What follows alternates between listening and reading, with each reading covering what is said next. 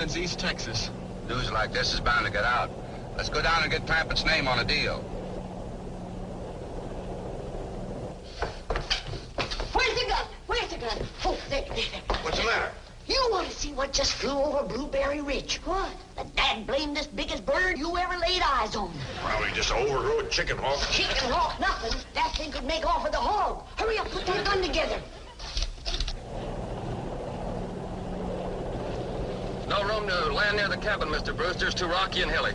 Then let's get the sling ready to be lowered. Well, Mr. Brewster, that might be dangerous. Hang the danger. We're going to be the first oil company down there if it kills you. Me? Don't worry. If it's safe, I'll follow you. Granny, I see it. There it is. Land of mercy, look at that. What you doing, Granny? That thing's only got one claw, but danged if it ain't grabbed up a man. Hurry, Paul, it's my stranger. Where is it? Just throw on the house. I'll get it on t'other side.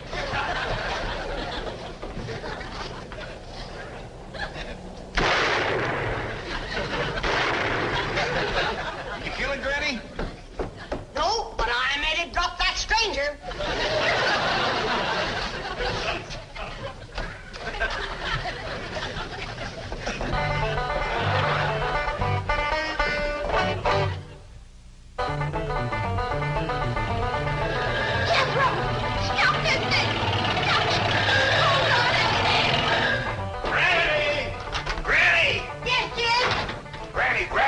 Something and hang on. Cousin Pearl and that overgrown son of hers is headed right for the cabin in that old truck. Heaven protect us.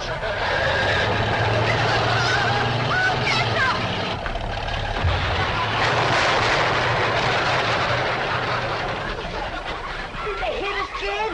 No, but I think they sure want the chicken house. Oh, Jed, I'm sure sorry about the chicken house, but nobody got hurt. Jethro, I told you to get rid of them worn-out brakes. I did, Ma. That's how come we ain't got none. Get on out and lift the chicken house back on its foundation. Jed? Yeah. Jed, Ellie Mae came running over to my place, and she said you sold the swamp to some oil company. Well, yeah, I guess I did. What did they pay you for it? Well, he ain't paid me nothing yet. The Brewster fella said he'd bring the money later. Well, how much they gonna pay you? Well, he said I'd depend some on how much oil they could pump out. Well, he must have mentioned some figure. What was it? Now, Pearl, you know that old swamp one where it shuts. Jed Clampett, you got slickered and you're ashamed to admit it. That's just what I told you.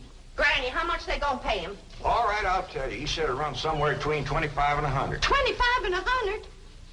I know it don't sound like much, but Mr. Brewster seemed to set great store by the fact he's going to pay me in some new kind of dollar. There ain't no new kind of dollars. Well, it's new to me. I've heard of gold dollars, silver dollars, paper dollars, but he says he's going to pay me in, what do you call them, Granny? $1 million. Yeah, that's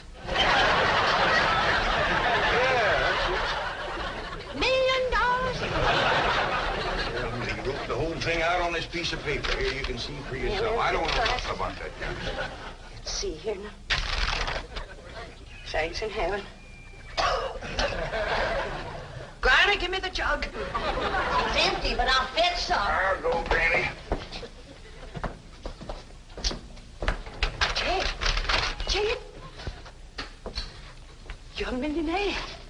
A millionaire. Yeah, that's what that Brewster fella kept calling me. I didn't know just how to take it. He meant you're rich. Me? The richest man in these hills. Maybe in the whole state. Oh, Jed, you can have anything you want. Do anything you want. Go any place you want. Yeah, that's another thing he kept saying. He said he reckoned I'd be moving away from here soon. What do you think, Pearl? You think I ought to move? Jed, how can you even ask? Look around you. You're 8 miles from your nearest neighbor.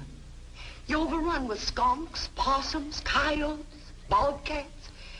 You use kerosene lamps for light. You cook on a wood stove, summer and winter. You're drinking homemade moonshine, washing with homemade lye soap, and your bathroom is 50 feet from the house, and you ask, should you move? Yeah, I reckon you're right. Man, be a dang fool to leave all this.